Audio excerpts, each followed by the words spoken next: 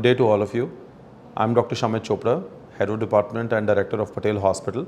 I'm a head and neck surgeon and a microvascular reconstructive surgeon.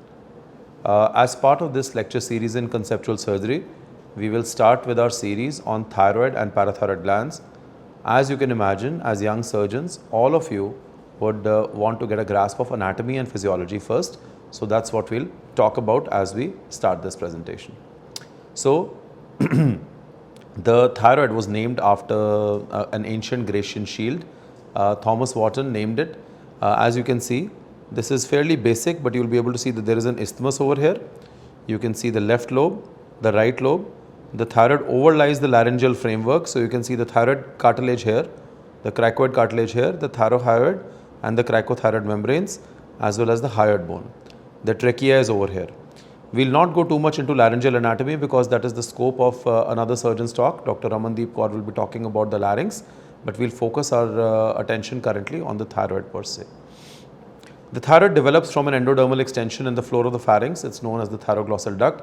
Broadly speaking, the foramen cecum descends down from the thyroglossal tract.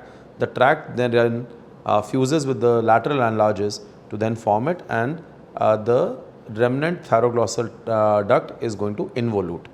Now, in some patients, in some people, the involution is incomplete. So, as a result, you get a thyroglossal duct cyst, and that is the embryological basis of explanation of this. The parafollicular or the C cells are derived from the neural crest, and that's roughly how the thyroid is going to develop. The thyroid, of course, as we talked about, is placed anteriorly in the lower neck. It extends from the fifth cervical to T1 vertebra, and that's variable, of course. It is ensheathed by the pretracheal layer of the deep cervical fascia and consists, like we talked already, about the right and left lobe. They are connected by an isthmus. The isthmus may be hypoplastic or it may be well developed. The weight of the thyroid gland is about 25 grams. It's slightly heavier in females, and during menstruation and pregnancy, because of the increased blood flow and the altered hemodynamic state, it usually enlarges. Again, another vignette on anatomy of thyroid. On the right, you see a cadaveric picture, and on the left, you see a picture of the vascular anatomy.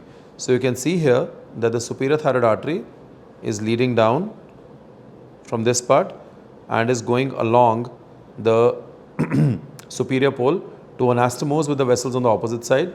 The same superior thyroid artery is also going to give branches to the larynx.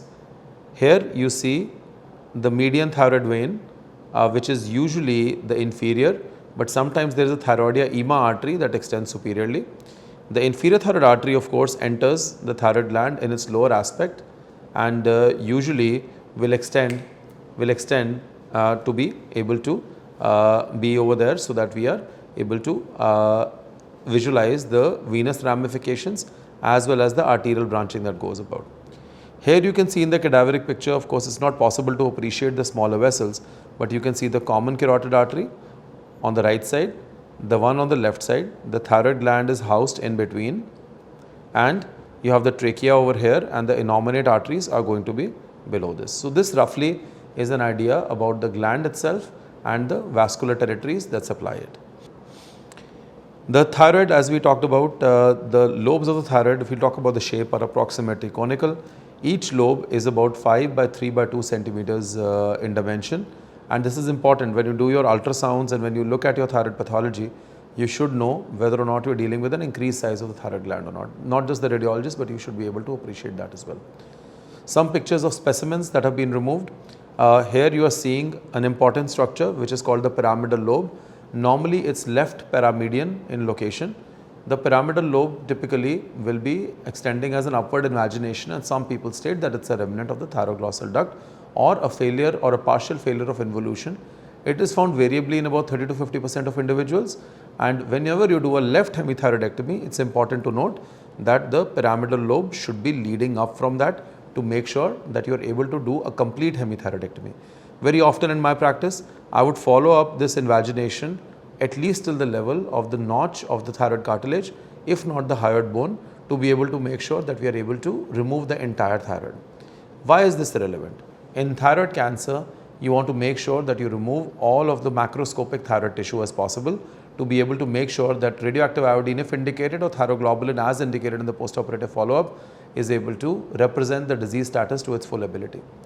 In that respect, the ligament of Berry, the pyramidal lobe, the area behind the superior pole needs to be thoroughly cleared to be able to make sure you have a complete macroscopic thyroidectomy. Again, the pyramidal lobe is diagrammatically represented in this picture. We've already talked about the extensions and the deep cervical fascia that forms an invagination of the thyroid gland. Here is a cross-sectional view or an axial view, again a diagrammatic representation which can show you that the thyroid has the parathyroid in the posterior aspect. Here is the carotid sheath which harbors the vagus, the common carotid artery and the internal jugular vein, and of course this would be the prevertebral fascia. It is covered on its part by the muscles. In the midline you are going to have the strap muscles and laterally you are going to have the sternocleidomastoid. There are surfaces and relations, and of course as you read this presentation you will be able to read all that. The lateral surface is covered by the sternothyroid, which is the deeper strap muscle. Superficial to the sternothyroid you have the sternohyoid. More anteriorly the sternohyoid, as we talked about, and the superior belly of omohyoid cover the thyroid. The superior belly of omohyoid is typically not encountered in the thyroid, which is not very grossly enlarged in size, but in grossly enlarged thyroids it ends up being a landmark that you need to trace in that respect.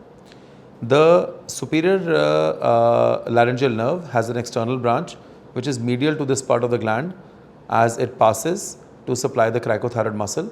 The cricothyroid muscle is the tensor of the vocal fold, and that is the area where we are concerned about. And the posterior border is related below to the inferior thyroid artery, as we talked about. The lower part of the posterior border on the left side ends in the thoracic duct. The thoracic duct starts at the level of T12 at the cisterna chyli, crosses over from the right side to the left at the level of T5. How it is relevant to the thyroid? Because it's going to loop in the left side of the neck and is going to join the junction of the internal jugular and the subclavian veins.